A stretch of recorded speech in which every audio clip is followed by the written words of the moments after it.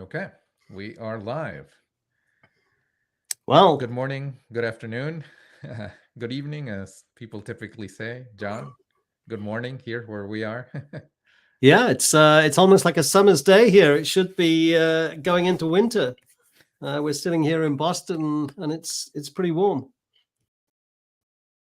I Well, think it's it's going to more be than warm, it was 24. hot. Yeah, right. Yeah. So as we get going, please go ahead and post your questions. We have a backend where they will be shown to us. We will pick them up as we go along, especially as they integrate into the flow of our conversation. And when it comes to the flow of today we're going to be talking about how do we guide AI. And by that, we mean context. This is why the question, who cares about context? And so as we start off, John, uh, you know, what is it? What do we mean? That's the very first topic. So, I mean, the LLM system basically takes a string of words and calculates the next word. Now, that string of words is what we call the context. And we talk about a context window because usually when you make a prompt, that's not the only thing in the context window. That, for example, if we're using Chat GPT, OpenAI will already have put something that we call a system prompt into the context window. So typically, you're not seeing everything that is being passed to the LLM, but the answer that the LLM is going to construct depends totally on that context window. And as we go through this session, we'll talk more about what kind of things can you put into the context window, because we talk about in context learning, for example. And if you're trying to constrain the LLM to answer the question from certain data, you'll be putting that data into the context window. So my sense is it's the critical thing that you have to pass into the LLM, and we'll talk more about the different kinds of prompts that you can put in, but it determines totally what the machine is going to respond to you. So you need to, we're talking about now the whole field of prompt engineering, and it is important, that's for sure. Abel, what's your take? It might be slightly different. So I was listening to the famed author Jonathan Haidt the other night, and he said, "We're nothing without our stories," right? And so, as usual, I come with a little story, right? And when it comes to prompting, I think about being able to stop a random person on the street and asking them to help me with something, or taking a random person in your organization and asking you to help you solve a problem. And in the process of doing that, they don't know anything about you. They don't know what your interests are. They don't know what your background is. They don't know how they can help you, right? And in order for them to be able to help you, they have to absorb your context. And one of the things that often happens to speakers is that the more they become familiar with a topic, the worse they are at explaining it, because all of the difficulty and all of the context that they had to absorb falls, you know, becomes less important. And so when you talk to an audience, they get completely confused because you're leaving out, and this is especially true for startup founders, because they get up and they just tell you something completely without context, right? And so when you talk about, context in the LLM sense, I think about it the same way. Many times I ask it to do something and it fails. And I start to think to myself, well, what have I told it? And what context am I giving it in the very human sense, right? If I was to ask a person to help me, and I find failures in my communication, right? I see that I have explained something very poorly, or I have left out crucial details. And so to me, it's such a strong human parallel, because we're terrible at communication. Now I'll put a book into the chat in a moment that I've been reading, Super Communicators, and my wife and I have been listening to it, and we go, oh, we are horrible at this. We really got to learn how to communicate better. And it's precisely that. How do we provide the right context so that this system or this tool can help us, right? And oftentimes, I see people in the New York Times and in other places, they say, I asked it to do this and it gave me that.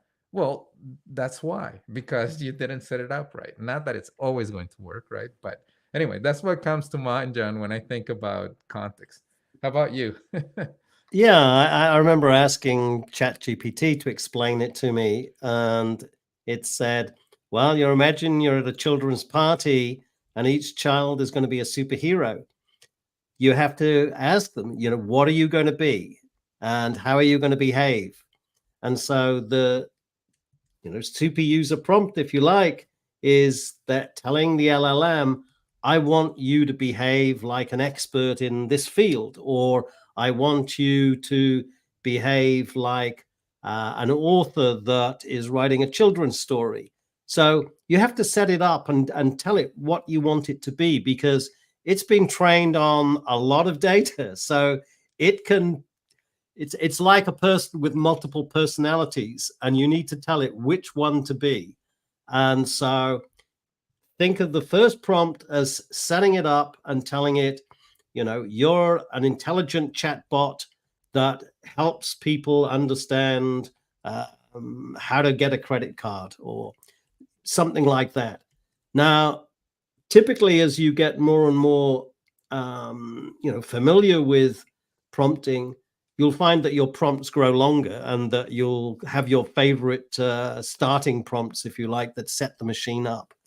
I think of it like I'm creating some kind of special agent that has special knowledge, and I'm then going to ask it questions. So that's kind of the broad way I think about it, Abel, and we'll get into more detail about the other things that we can do from the prompt window. Abel? What John brings up, it's a really interesting point, because in some ways he thinks about it beyond what I just mentioned. I was talking about how does a person help me, and he does this quite often. The example, for those of you who have taken our course, that he does about Tim the flying dog, and he talks about all these different personas, and that's much richer than what I mentioned. I gave this story about pulling in a person and trying to communicate with them and trying to get you to help them. But it's true that you can go far beyond that, and you can create not one person but this team, and that's a mentally, I'm excited about that, because you don't just have one person, you have a team helping you, and the different roles that you have within the team. And as he was saying, some of them are, or as he has said, some of them are reviewers. And in the example that I gave recently about creating an AI scientist, part of that role was the reviewer of literature that exists today, the one that carries out the experiments, the one that does the write-up, and it even included a peer review simulation, right? That you can think of it as the typical group that gets to review your your paper that you have submitted to conference. And so I amend my story that I told you originally to think about it not just as an individual, but think about it as a team. And to what to what degree do you develop this team, and what are the skills of each of these members? And John, what about this idea of separating concerns, right? Do you try to pack it all into one, or do you have, say, potentially two different assistants, that just have one concern? No, I normally, well, it depends what I'm trying to achieve. One of my favorite prompts is getting it to write a children's book about Tim the flying dog. And the first thing I ask it is, what kind of expertise do I need to write a book? And it'll come up with, well, you need somebody that is good at writing the plot, and then you need somebody that's good at character development, and then you need somebody that is the actual writer, and then you need a critic and an editor and an illustrator. And then I do turn around and say, okay, construct a plan of how you're going to call these experts, and then play each of the experts yourself. So in that sense, I'm telling it to become different experts, one after the other. So it usually will come out and write the plot and then pass the plot, if you like, to the writer eventually, and so on. So you can do some quite elaborate prompts. Now, that kind of prompt is something we're going to talk about later, which is called chain of thought, where you tell it, okay, don't just give me the immediate answer to my question, go through these steps. So in that case, I'm telling it, I have several prompts, as I say. I ask it first, what kind of experts? Because I was surprised that it came up with a lot of more different experts than I thought. And it even told me how to test out the story, that, to get a user group of children. Say, if you're writing a children's story, understand how the children behave when they read the story. So I think it's Abel, I just see something saying time's up. Yeah, time's up. So we're trying a different approach this time. We will give each topic 10 minutes. Okay. The time's up is is precisely that. It's just telling us to move on to the next topic. But let me go ahead and just forward this. So that the first one was, what is it? Set the scene, and I think you were setting the scene there in many ways, John. Go ahead, or finish your thought. Well, just that you can actually constrain the LLM quite well in your prompting as well. You can tell it, only answer questions from this document that I'm passing you.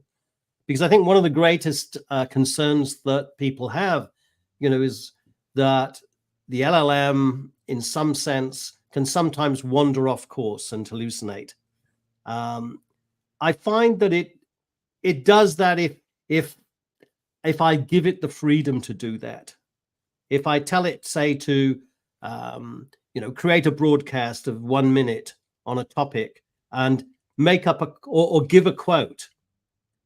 So now you'll often find it'll make up a quote from an imaginary person. Now, it's because I haven't constrained it well enough that I should have told it, make sure that anything that you put in is from a real person. And it's pretty good then. That we'll come later, as I say, again, to talking about chatbots, but certainly you can constrain it to talk and give good answers. I'd say, well over 99.9% of the time. Now, the problem is, that 0.1% may cause you problems. So we'll talk about where can you deploy this now. And it's pretty clear that Abel and I use it every day. It's not like we're going to be held up by this. That one of the easiest ways to use it is as a co-pilot, and that method actually is quite powerful, I think. And we'll maybe talk a little bit more about that. But Abel, what are your thoughts on the next steps?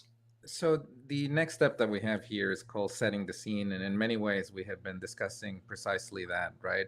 And as John was describing how he sets up, his context, it requires some, your thinking develops over time in a clearer way, right? And sorry if you can hear the buzzing in the background, but the landscapers are here.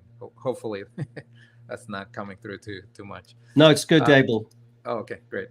So one of the things that I was saying is you have to hold in your mind, one of the things that software engineers typically do is they hold all these different abstractions, right? You have your library that you're calling, your calls across the wire, you have your database, you have your front end, and you're holding all of these at the same time in your head, right? And you're trying to bring your vision onto the system that you're building. When it comes to this craft, and I'm going to call it craft just in the same way that many people refer to as software engineering as a craft, something similar happens, right? If you were to ask John to solve the same problem you asked me, most likely we'd go about it in different ways. Just like if we were to write software, most likely we'd go about it in different ways. and how do you structure it, and how do you keep sanity, if you would. So for example, to me, when I hear John say, he's structuring all these different personas, I think of parallels to software. And in software, you don't want to do that. You want to start breaking off pieces and sort of setting them aside. And so the very first thing that I'd like to do is to do that, to separate these different assistants that are doing just one thing. However, given the interface, it's cumbersome to do so. And if we could do it with great ease, I would welcome that more. Now, you still need to bring together all the different concerns and sort of bring resolution. But once again, I think here we're mirroring some of what happens in physical life, right? Because if you were to have, the scenario that John described, where you have all these different experts, the cover of the book, the illustrations, the order of the chapters, the tone, that you're writing at, 7th grade or 12th grade or whatever, there's going to be a negotiation between them, right? And so as a human directing this team, which is this is a fascinating discussion. I love this, right? You're directing this team. How do you structure that negotiation, and who gets more say? Or is it purely coming back to the human? John? No, I was thinking of your analogy of there being a team there. I'm not sure. I usually think of it as being at any one time, I'm going to constrain it to be one character, that I'm now talking to this one, and that to some extent that's because usually I want to constrain it. I want to align it. I don't want it to wander through its whole knowledge. That I want it to be, responding from its knowledge in a given field. So, but I do think of having the capability of having multiple, let's call them agents. So we can create multiple agents that leverage a large language model. So if you're using chat, the way I think of it is that the large language model is sitting there at one end of this pipeline, but there's a piece in front of that the user that I'm talking to, and let's call it a web server, because it's actually serving up what you're seeing in your browser. It's serving up that chat window. And if you've used ChatGPT, you'll notice that it's keeping track of all your previous conversations, that you can go back to things that you did last week, click on them. And what's happening then is when you click on that, it's reloading into the context window the whole conversation that you had last week. So now you may have, several 100,000 tokens or words that are loaded in. Now, if it exceeds the length of the context window, which you will if you keep chatting in one chat, then it's going to have to do something. It's going to have to either summarize the chat or do something with it. But it turns out that LLMs are really good at understanding quite long conversations. If you think of a human, if Abel and I now have a conversation of 100,000 words, we're not going to be able to remember where we started. Now, the LLM is pretty good at that. So because the LLM only sees what's in the context window, basically there's a lot of activity in increasing its size. That it used to be quite short, 8K tokens. Now, a token is a little bit less than a word, but think of it as a word. So you've got about 8,000 words. Now with GPT-4, you've got 128,000. So you can actually put a lot of data into that, and you can have a pretty long conversation. For most of us, we won't hit the limits of the context window.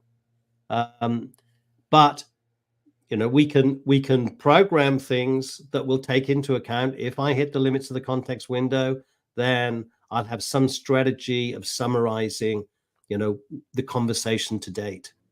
But that's where it becomes really, that would be more at an enterprise level, not an individual level. I think most of us as individuals, I don't think I've hit the limits of the context window in any of my conversations. Have you, Abel? I did in the past, but this was a year ago, and ever since I've never hit it again. Even if I Yeah. have given it, entire books. I wanted to just here we're almost at the end of this segment. And by the way, thanks for your questions. So let me just address a few of them. There's a question about, when's the next course going to start? Check with MIT Professional Education because they have the latest dates. And so there's a number of cohorts that are going through. When it comes to, I think that was the big one that stood out. But thanks, keep them coming. We'll pick them up as we go. The other thing that I wanted to say is that we're doing all of this with language, and that's to me fascinating. Now, I think a corollary, perhaps, using the word informally here, is that we need to be good at communication, right? And we need to be good with clarity, and we need to be good at setting up the context. When we did this before, we did it with business logic, right? When we were carrying out applications. And this was something that had a cycle of specification and so on. But this is a very different process. So let me just move on to the next one here. Add the data, right? So when we think about what we're going to give it, it is precisely constructing that context, but we're not going to construct that. I'm thinking here, John, about workflow in the traditional software lifecycle, right? Where we build requirements and, we specify the spec and, we have construction and it gets reviewed. And in this sense, you can imagine a person sitting down and going about this in a radically different way, right? Because if I think about how I've built software in the past, and I think about how I'm going to ultimately set the functionality that I want within the context, this is alien one to the other. John? Yeah, when I think of adding data, it's if I have a question and I happen to know that there are documents that might have the answer in it. So here, think of a couple of PDF files that you have, maybe they're research papers that you'd like to ask a question about. You can actually load those into the context window. And, it's, if you're using ChatGPT, you just drag and drop onto there, click that little button that looks like a paperclip, and it'll allow you to load up the PDFs. And what you're doing is just it'll read all the text in the PDF and put it into the context window as part of your prompt. One thing that we kind of didn't mention, but it keeps track. When I say it, there is something in front of the LLM, because the LLM can't track an individual user, that it's dealing with millions of people every minute. So it answers your question and forgets you. So it doesn't keep context. You have to, every time you prompt, you're usually repeating your first prompt, your second prompt, third prompt, etc., and the responses. So it's seeing a conversation. You're passing the whole conversation to the LLM. And it's very good, because usually conversations are pretty disjointed.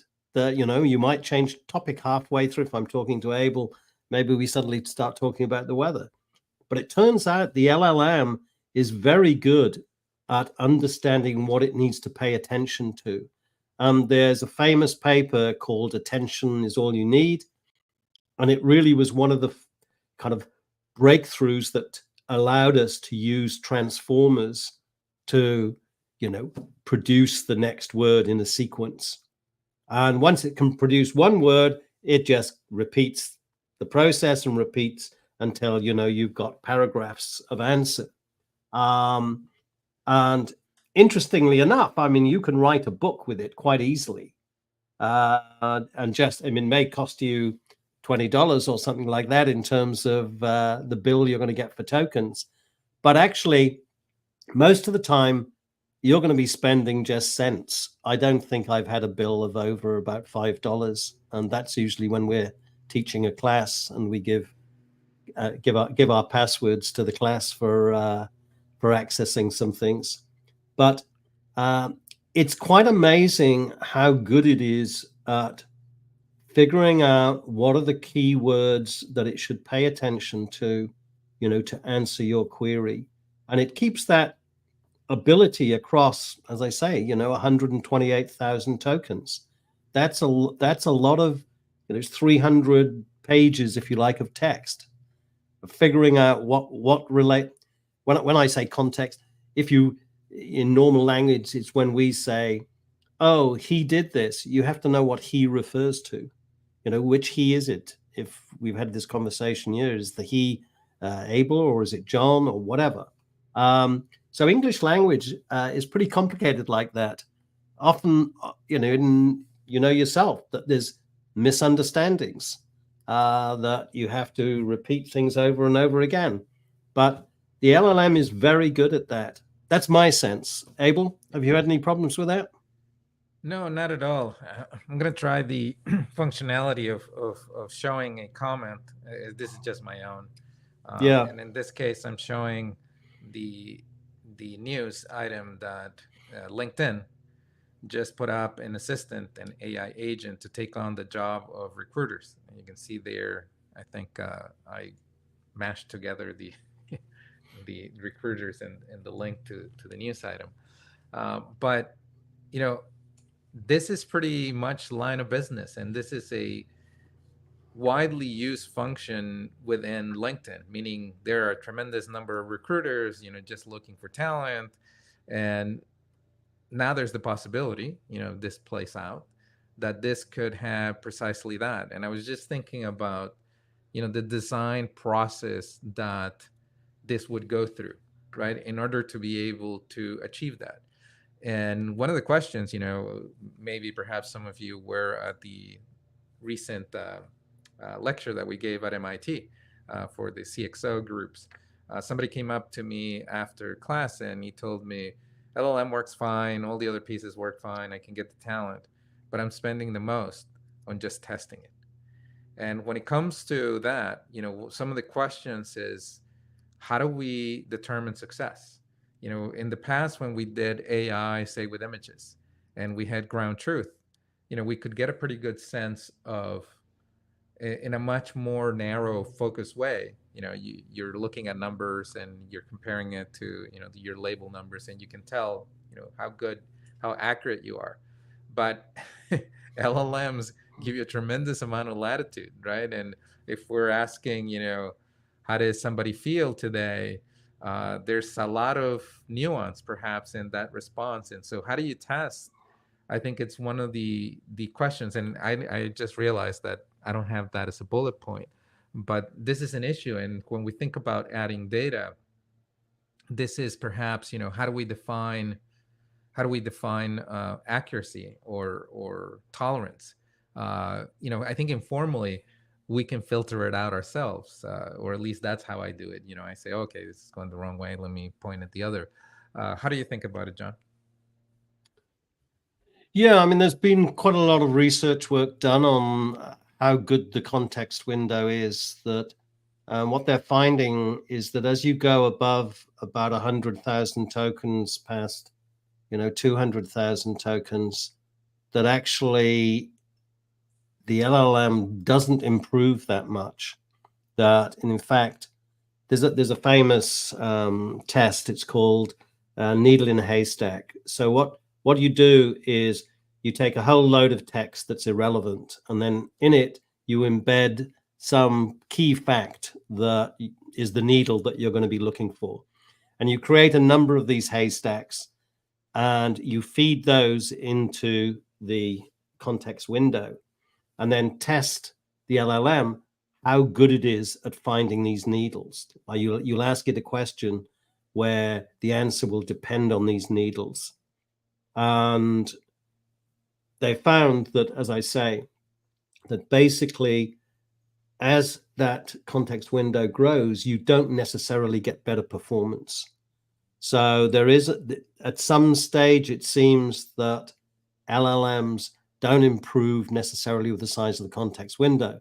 Now, Google with Gemini has a context window of 1 million tokens, and they've experimented with 10 million tokens where they can basically they can drag and drop a video, a 45-minute video, into the context window and ask questions.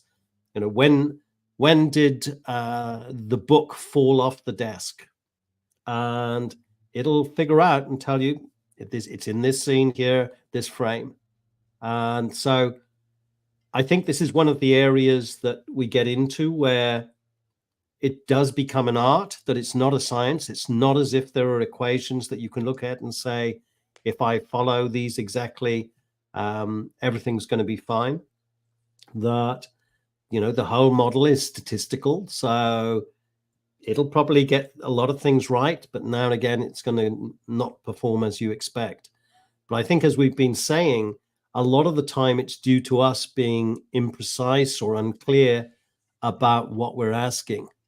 And that would be I think more of the problems that you're going to have will be of that nature rather than of the hallucinatory nature that everyone is worried about.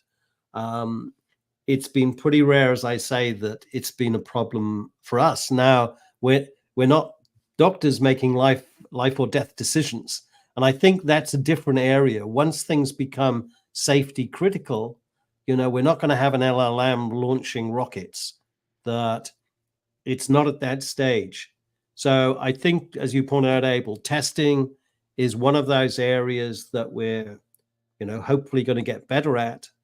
But this is one of the reasons personally why I don't like fine tuning. It's not my go-to first choice to try and fine tune a model that's been highly tuned already by experts, and we're going to alter, you know, that model. And if we're not going to test it, we're really not going to know what we've done to it. So I know you're, I think, a little bit more positive about fine tuning, and I think it depends on exactly what kind of fine tuning we're talking about. You know, if we're not going to alter the weights by very much, it's probably going to be okay. But that's just a personal preference, I think. Abel, I think our time is up on that one.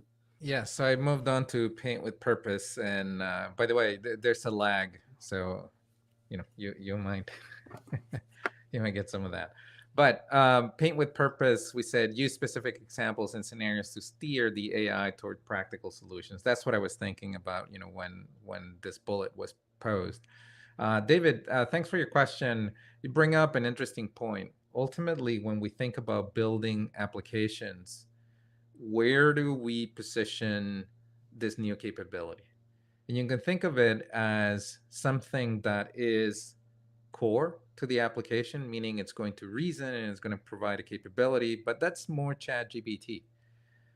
Typically, you will use it, say, you know, as in the early days of this, to try to take a picture of your refrigerator and try to figure out what recipes to build. But there's much more that you could do at the boundaries in, for example, in defining workflow, as you say. Let's say, for example, you have a really hard to use engineering application. In our course, architecture students, last term, not this term, build something for it. Typically, you know, these engineering systems are horrible to use. They have the user experience and stability of an engineer, which is to say none. And being able to simply input what is required, you know, you need to read some horrible manual that somebody wrote, you know, just because they were threatened. And so, in short, hardly anybody uses this tremendous resource for architecture that would make your designs better informed, especially when it comes to taking advantage of environmental concerns, energy conservation, and these type of things. And so they wrote an interface that could go from voice or text, just plain language, to function calls, right? And this is a fantastic, you know, use of that. However, this is a very light use in that workflow integration. Another, it could be that you're carrying out, say, scheduling synchronization. And this is one of the hardest things that there is to do. A bunch of companies have died in that front, trying to bring agendas and schedules together. But some level of workflow. And to me, I see there two opportunities. One where you're defining purely in language, right, as you allude to. And the other one is where you have a human orchestrator that determines the overall workflow. And then within each of those components, each of those steps, you have LLMs acting. So, John, I know we see this differently. How do you see that possibility? I'm not sure if we do. I'm trying to think that I think the LLM systems as they are now, most people are talking about ChatGPT. Now, with ChatGPT, you really can't exercise all the capabilities of the LLM. One of the capabilities is we can pass into the LLM a description of a function and tell the LLM, you can call this function if you want to answer this question. So what it's going to do is the LLM, so the way I imagine it is we've got the LLM sitting on one side, and we've got this other web server sitting in front of it that's communicating with the LLM. Now, the LLM can ask this web server to execute functions for it. Now, as soon as you can execute a function in programming, that means we can reach across the world and do anything we like. It's opening Pandora's box that we can now launch missiles. We can now do take satellite data and make calculations on it. So we're giving the LLM now, basically, we're putting it like the conductor in the orchestra. We're telling it, you've got all these musicians and you're in control of telling them to do certain tasks. Now, there's something called MemGPT, if you look out there, that adds memory to this, where it gives the capability to the LLM to remember things. And the latest chat has some of that. If you come across bio in the latest chat, GPT, it actually is memorizing things about you. It's memorizing not only your prompts, it's building a kind of model of you, just like a lot of the companies do when they want to sell you things. And so my sense is you need to distinguish what's possible in the programming world from what's possible just by talking or by prompting. It becomes quite different then, because in the programming world, we can talk to 10 LLMs at the same time. And so, you'd probably use that as a way of getting over the hallucination problem. You'd say, okay, we'll take a vote, and maybe we'll talk to 9 LLMs. And if it's a 5-4 vote, we go with what the 5 LLMs say. So I think we're on that doorstep of where we're going to be coordinating with the LLM in charge. And I think that's what you're hinting at, David, there. You're saying we could put the LLM in charge of these data pipelines. And as you point out, these data pipelines are extremely sophisticated already. And data, or Abel and I see, data is still, or understanding data is going to be still one of the focuses for most companies. That most companies are not leveraging all the data that they have by any means, even all the critical data that they have that they should be leveraging. And it's a very complicated problem. And the one thing I think to think of is we usually think of a user using a system, but in the case today, it's other machines are using these systems, that it's going to be other things talking to the LLM. And so, we're in an event-driven world where the events could be launched by a human or could be triggered by a human, but could be triggered by other machines. And once you get into that kind of game, I'll call it a game, it's a very serious game, it's very difficult to test or even predict the kind of system that you've built. It may have properties that it can recover and be robust in a sense, or it may be quite brittle and actually behave very badly if things go wrong. Now, most of us are not building those kind of systems at the moment, so we're just looking at the future. But coming back to your point, David, yeah, the LLM is beginning to give us capabilities of coordinating data flows. And basically, I think that's the first thing that companies are going to do. Anything that can be automated, we'll be automating. I'll be glad when we have expenses automated, Dable. That's my test case for automation, is business expenses. So that's the contradiction of modern life, right? We have walking robots, and fancy demos, and yet many of the things that burn up our time, we're still struggling with. But I wanted to bring it back to the examples that we use in order to be able to guide it. And what I'm thinking of here is recently, or not just recently, continuously, I try to make the LLM speak like me, right? Whether I'm composing an email message, or I'm thinking about a post that I'm going to do, or I'm trying to generate a transcript that an avatar of me can read or speak. This is something that I often do, and I find that the longer thread I have, I have a thread going back 4 months or so, the better it's become, right? And I'm giving it sort of the way I lay out my conversation or my speech, the type of emphasis that I do, my closing phrases, my beginning phrases, and all these speech patterns that potentially you don't even recognize in yourself, start to become apparent, right? And some combination of those is something that, makes it seem more like you. But the question is, what is that process? What do you use? Etc. So more practically here, John, I wondered if you've been through that process, and what are your takeaways? I'm kind of laughing here because my wife gets really freaked out by our avatars. Both Abel and I have the digital twins that we've built of ourselves that we use to make recordings for us now, because they make much better recordings than we do if we chat like this. But it's pretty amazing and also scary at the same time how good these avatars are. And what's happening is basically, because LLMs have no problem with speech, and in fact, if you want to take your text, or rather take your speech, ask ChatGPT just to write a program to do that and turn it into text, and it'll write the program for you. Yeah.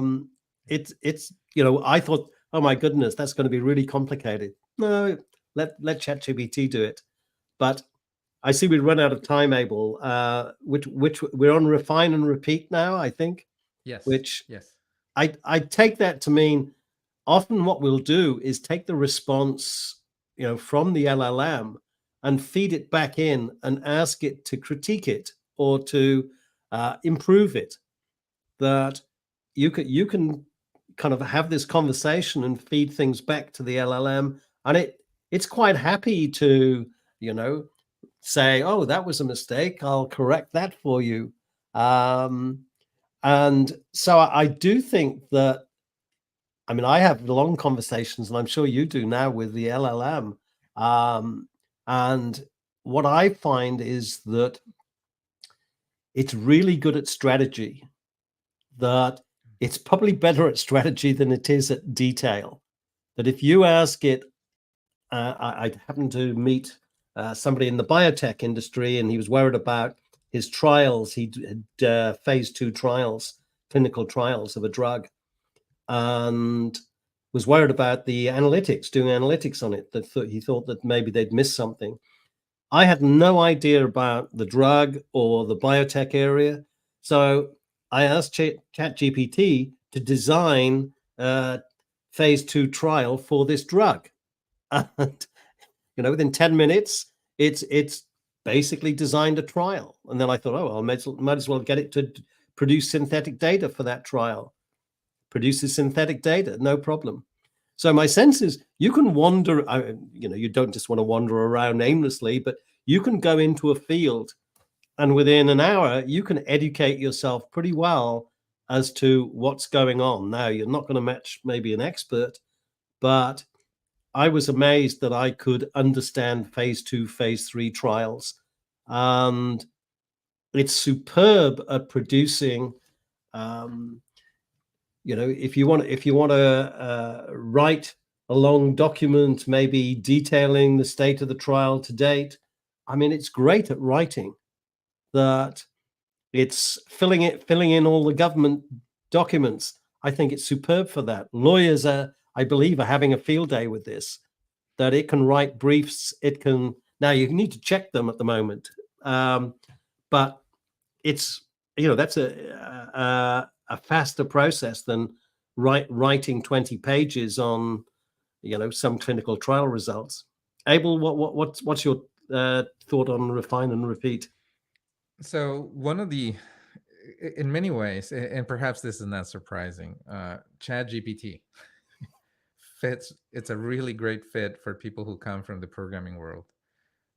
Many of the things that are needed to make it work are things that we're just really comfortable with, like beginning with the specificity, being able to think about context, being able to structure how you do this, all the way down to the data that you give it and how you set it up. And so, one of the things that I would recommend to people who don't come from that world is to just get a little bit of that flavor, and some basic type of coding, because it helps you of how you think through this problem. But one of the things that you mentioned was that of strategy, and the thing that came to mind is guidance. What are all the different pieces to the decision that you're going to make, and what weight do you want to give to some? And it's surprising how much variability there is on that. And ultimately, once again, I go back to the human parallels. When you think about a person, you catch them in the right day with the right context, with the right experiences in the last few days, they'll give you fantastic advice, right? And other days, they're just off, right? And when it comes to LLMs, I find that you have to sort of architect that yourself, right? What are you going to consider? How much weight are you going to put into it? What are things that, so for example, one of the things that I do is that at times I will get my right answer, and then I will ask it to critique it, and then to think of ethic considerations that I need to take into. And so perhaps that's the wrong way of doing it. It's a little bit like, when you do security at the end of a software system, but it is something that becomes part of my workflow, right? And I think this is, and by the way, not to get off track, but ethics design and some of these considerations are maybe perhaps a topic for another podcast. But I think a lot of care comes into that, and how you guide it as it starts to respond is part of that as well. And so I think of it very much as the way people write software. When we write software, we write 3 or 4 lines, and then we verify that they're doing what we want, because oftentimes you don't get what you're thinking. And so instead of building, say 1,000 lines of code and then trying to see what this is doing, in the traditional software engineering sense, this would be madness, right? You want to go 3, 4 lines, confirm that it's doing what you think, and then continue, right? And so when I come to, prompting, I come to it with much the same sense. I'm going to test some small piece. If it works, fine. If not, then I need to adjust it, and I need to improve my context. And then I go to the next step, and then I cycle through this, and eventually I come to something that I like, or just say, okay, this is not working at all, and I need to go back to the drawing board. And we do that in software as well. Oftentimes we build one system and it's just wrong. all the underlying assumptions and the way you've gone about them is wrong. And so, John, I don't know if you want to comment on that. Yeah, I mean, it is interesting. It's one of my experiences was Abel and I program most days, so we do programming as like crosswords, it's kind of fun. But I've been too precise in what I ask it. But I wanted to collect all my MP3 files because I wanted to create some music for a party. And I thought I'll get ChatGPT to do this, And I realized that, I should cycle, I should use recursion and get the top directory and then cycle through all the subdirectories, etc. And so I told it to do this using recursion. Anyway, eventually I backed off and said, okay, this is what I want to do. I want to go through all my directories and find these files. And it said, yep, there's a library that does that. It's one line command. And, I didn't know about that library. It's pretty good. The only thing in software is that it's a bit out of date, but that's not too, a year out of date in software world is a lifetime. So, I mean, one of the things that I think that we teach now is, don't write code. Look first to see if somebody else has done this. And what amazed me is that it'll write neural nets. I'm not an expert in PyTorch, whatever, but you can ask it to write pretty sophisticated things that you understand at some level, but not the details. And it'll churn out a pretty good neural net for you in 5 minutes. And then you can say, oh, I don't want to use PyTorch. I want to use some other library. It'll rewrite it. And you say, oh, I don't want to use Python. I'd rather it in JavaScript. Again, it doesn't get tired, and it's very. I find it like it's too nice to me. I feel like sometimes you say, come on, sort out, ask me directly what you want. But we're running out of time on refine and repeat. But I do often feed back its answers to it. I think Troy makes a good point here about, again, branching out, asking it to summarize the conversation to date, give me the 5 top bullet points here that I can feed in now as the context to a new conversation branching out. I do think that that's something. And as I say, once you go to the kind of software world, the nice thing is that you can systematize things, that you can look at your last 100,000 prompts and figure out certain things about them. So I do think that's a little bit of a different world. I see time's up. I love this, Abel. It's the referee steps in. Yeah.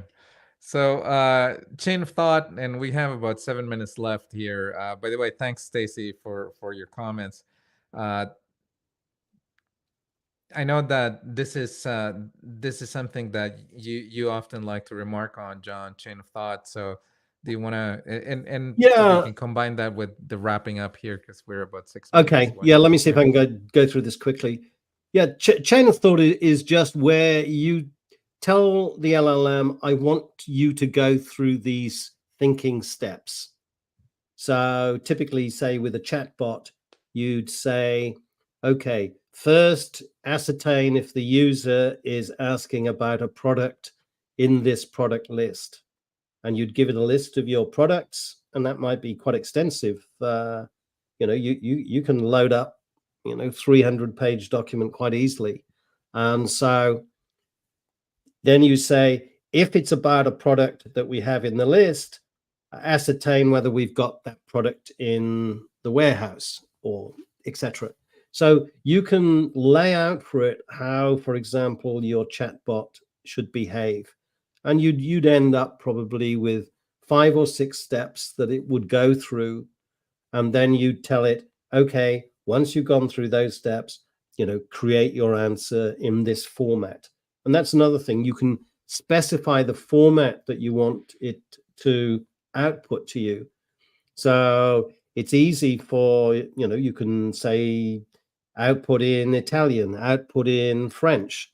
You could give that as an option to the user. You'd ask the user what language they'd like you to respond in. So chain of thought is where you just give the LLM a set of steps that it should go through before creating its answer. And what they found is that you get better quality answers if you do that. And I'm glad Stacey liked our course. In our course, we go through and we're teaching there's a new one that's coming out in December that we've just finished that brings everything up to date. So that's one of the challenges as well. If you're developing systems at the moment, I'd say there's some platform risk in that none of the platforms are totally stable at the moment, that they're changing their APIs every 4 months or something like that. It's not crazily bad, but you don't have stable platforms to build on at the moment. I shouldn't say stable. They're very good, but that's something you need to consider, that it's still a changing field. Abel? So as we get here to the end, I've been thinking about takeaways, and perhaps it's a little bit like writing. People say that when you want to learn to write, you want to write a book or something along these lines, is that you should write every day. In fact, this is some of the advice that nobody follows, but everybody gives graduate students. Write every day, half a page. And when you're getting close to the end, you'll basically have no work to do, right? Because you'll have all of it. But when it comes to prompting, the same thing is true. You will find that you run into things you hadn't thought of before that are incredibly useful. You will find, that the way you structure information becomes more effective. You will get a sense of how to guide, for example, around very specific topics. If you are, say, exploring some recent variation of some software package. And the other thing is that it simplifies with time as well, because additional capabilities come to it. I gave an exercise in class recently, and a much more so the poorest LLM you could find, and being able to do sentiment analysis on the task that they were working on was involved. It took them quite a few tries to try to do it, right? And they had to give it more examples. Everything we've used here and we've talked about in this podcast, right? How do you build a little story? How do you give it a number of examples? How do you guide it better? And so the prompts were quite sophisticated in the end. And once I said, okay, use the next level up, if you would, then you could give it something much dumber from a prompting perspective. And so the prompts are getting easier as time goes by, but your ability to structure them, especially when, and perhaps that's a good idea, if you have access to one of these more basic LLMs, like the really small ones from Meta. Meta has an LLM 3.21b that is only 1 GB in size. And you'll see that as you try to get it to do something, you have to work a lot harder. Now it's free and it's open source, right? And they have much more sophisticated ones. But you can see there how it's thinking and how you need to structure it. And so the short of it is prompt every day. You'll find that it is useful in many of the things that you do. I used to say I use it at least once a day. Now I know I use it at least 10 times a day. So perhaps that's not a good thing, but it's tremendously useful. John, anything you want to close? Yeah, it just struck me that people are worried because it's not perfect. And, a lot of things don't need to be perfect. They need to be good enough for the task. And my sense is this thing is better than almost everything else that I've come across, including, the PhD students. It's really good. And, Abel, I'm joking, the latest 401 is better than 80%, I think, of the PhD students. It's outperforming experts in certain tasks. So I think don't let the fact that, you know, that it's got problems with bias, it's got problems with hallucination, but for a lot of tasks, it's good enough, you know, and it's better than most humans. We're not perfect. We need checking as well. So, I mean, it's clear in the software world that Copilot is, you know, you won't program without it. That it's like going back in time to the dark ages if you have to do without Copilot. Abel, what are your you know, last thoughts on I'll on this repeat what topic? John said. We're not perfect, yet we can help each other. ChatGPT, think about it that way. Same cautions you'd have with another person. You know, you don't have to take everything they say, but you know, it is by bringing these capabilities together that we get more done. So, for sure. So thanks for your attention. We'll go ahead and end the stream. Oh, and Yeah. we'll be off next week because we're going to be doing some travel, so we'll have a bit of a pause there, but we'll come back and write us, by the way, on LinkedIn if you're interested in certain topics. We're trying to understand what works here as we set out in an open format, as it was mentioned, and so we'd love your feedback. Perhaps, you know, we can put something up to get a sense of what people are interested in, and there can be some voting. But we'd love to hear from you as well. Any Yeah, last comment, John? thanks for your comments. Thanks, Stacy. Thanks, Leslie. Hi. Yeah. Thank you all. I'm gonna go ahead and end the stream. Take care, John. Okay. Bye. Thanks, Abel.